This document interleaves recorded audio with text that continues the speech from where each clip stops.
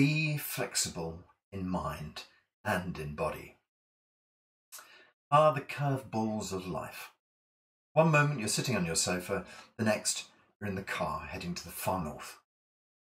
There are things in life that there's no litigation for. Things that sideswipe you when least expected. Things that'll knock you off the balance if you'd allow them to. They say expect the unexpected. Failing to plan is planning to fail. It's all pretty useless advice. As the old army saying goes, no plan survives contact with the enemy. What's to be done then? My lovely old mum has long had a balance problem. We often hear about balance and kidneys. So often it's ascribed to urine infections and the like. But from a Chinese medicine perspective, it goes energetically much deeper than that. Think about the shape and the number of ears you have. Generally speaking, it's 2 exceptions allowed for crazed artists. What other small organs come in 2s? All right, you get 1 point if you answered testicles, ovaries, and 2 points for kidneys. The connection from ears to kidneys may not be an obvious one, but for a Chinese medicine practitioner, hearing problems, balance problems, and clearly things like urinary problems lead you to wonder about the energetic health of the kidneys. Just think about a pair of ears, compare them to the pair of kidneys, same sort of shape, same sort of size, placed on either side of the body. And now you can see perhaps where the idea started to arise from. And of course the same logic applies to the sex organs too.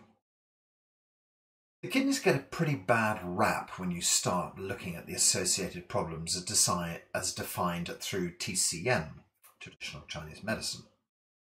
They govern the colour of your hair, the strength of your bones, the fluids that lubricate your joints, the level of your libido. We mentioned before that hearing and balance are all wrapped up in the kidney story too. Sex drive gone, grey hair, brittle bones, knackered knees, deaf as a post. Sounds pretty much like old age. There you have it. The older you get, the lower the energetic function of your kidneys, or you feel your age. Remember to look after your kidneys, people. My lovely mother somehow got through life without drinking a drop of water. When she crossed the Sahara, there was a trail of dead camels who'd run out of juice while she was still going. Over the past however many years, I've heard a succession of doctors say, well, you're on the edge of kidney dialysis. And then they check her notes to see that her function has never changed. It was low, stayed low, is still low. I think she's a medical miracle. The only thing I can think is that maybe if you never ever use your kidneys, maybe they just go into hibernation. They used to get a few stern cups of coffee each day, but that was it. My mum came from a generation where they were suspicious of water. As the old Scottish joke goes, water, it's fine, taken in the right spirit. So we come full circle to my mum and her dodgy balance. Oh, it's never a good day when you receive a call to say that she's fallen out of bed. She's in the local hospital. When we look at Chinese medicine, we start to see the layers that go beyond Western-style medicine. In Chinese medicine, we're told that each of the major organs holds certain positive and negative emotions. A particularly youthful positive emotion associated with the kidneys is willpower. The power to grunt one's way through problems, be they physical, emotional, or mental. When you are young, you're able to see things through to the end. When we get older, we have to pick and choose our battles rather than taking on all comers. It's seen as wisdom, but deep down it's a combination of sense and using what power we have wisely. The negative emotion, the kidneys, is fear. Fear and its associated detractors such as insecurity, anxiety, lack of willpower, and a tendency toward isolation. As I type that list, I feel the weight, both for me as I start to age, but also for my lovely dear mother. Any suggestion of any sort was always met with a firm No, dear. So often, shortly afterwards, and with some time for reflection and reconsideration, she would come back and say, I've been thinking, and the answer would have moved to a tentative yes. But it would never have started with yes. Her kidneys would never have let her commit to something out of the ordinary without a huge amount of thought. The oldest New Age acronym in the book makes its stately way to the stage then. FEAR, standing for False Evidence Appearing Real.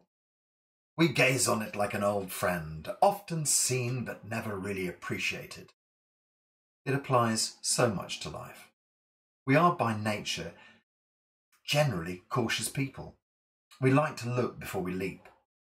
This is what the kidneys do for us energetically. They help us take a well-balanced approach to risk. If you are risk-averse in life, it feels much safer. You might also feel that everything has left you behind. If you always jump, then often you'll not have a happy landing. Balance is the all. So, there it is then. Whilst leaning out of bed, balance wasn't there to save my mother. Her desiccated kidneys weren't able to register the tilt of her body, and over she went. What of my balance? Well, how do you react when the phone goes? I remember a few of those moments. The phone call from the police about my son. He'd been a silly teen and had been picked up by the police. Another time they called about my daughter's unwise behaviour too. A teacher called to say my stepson had had an accident while out on a hill climb. All total heart-in-the-mouth moments. Your children can scare you. Thank God, no lasting damage. I remember how my heart quite literally leapt into my throat.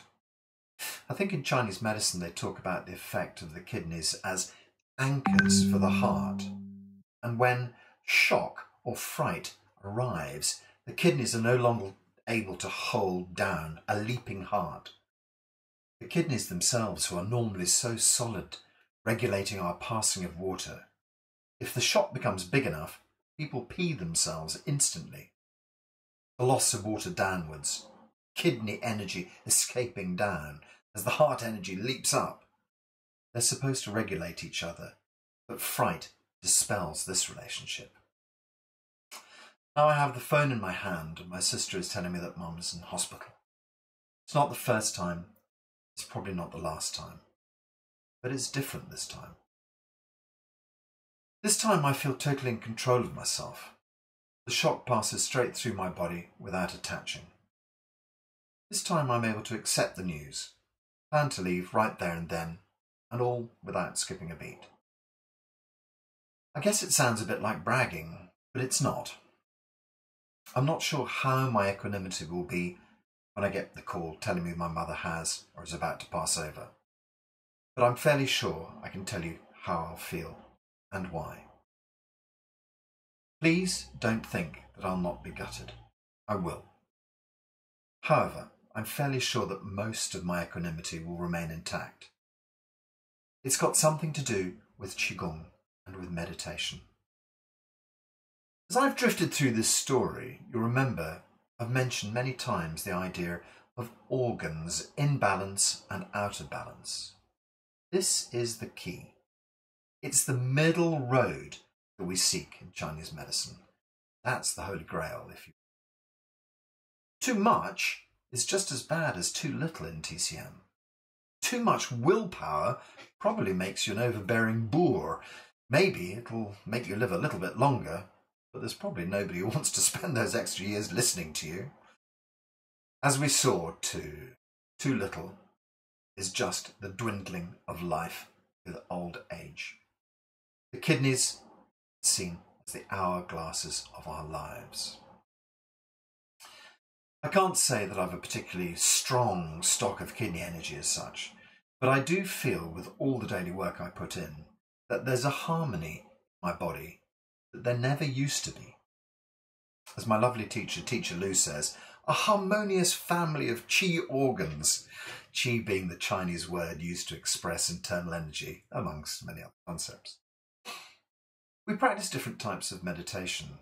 Standing and sitting, do something meditation, do nothing style meditation too. What's the point of meditation? Frankly speaking, the calm that I've cultivated through this practice spills out into every facet of my daily life. These days, if you cut me up, you might get a growled, bloody idiot, under my breath, a far cry from the volatile patterns that ruled my life in the past.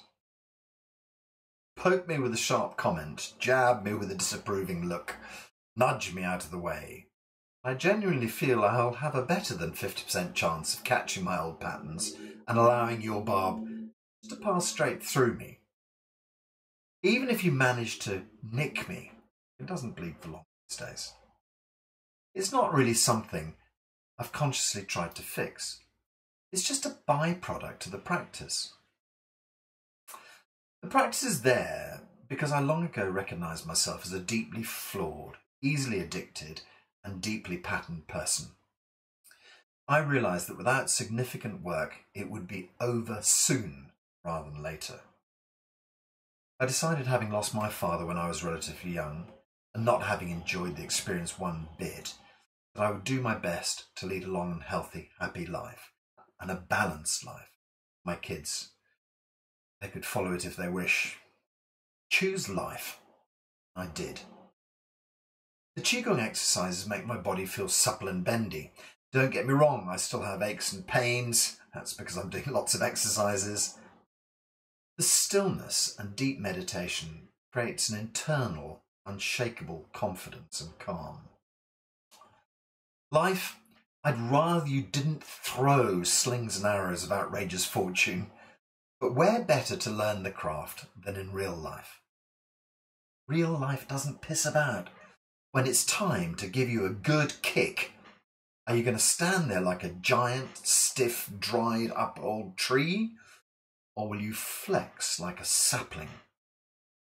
Mighty oaks get blown down in storms. But reeds get flattened and then stand right up again after the storm passes. Be flexible in mind and body, just like a reed. Cultivate calm. Flow down the river. Don't paddle against it. When life comes knocking, it'll pass by your door with no injury. In Qigong, we talk about making ourselves transparent. That's exactly it. Learn to make yourself transparent. All will be well.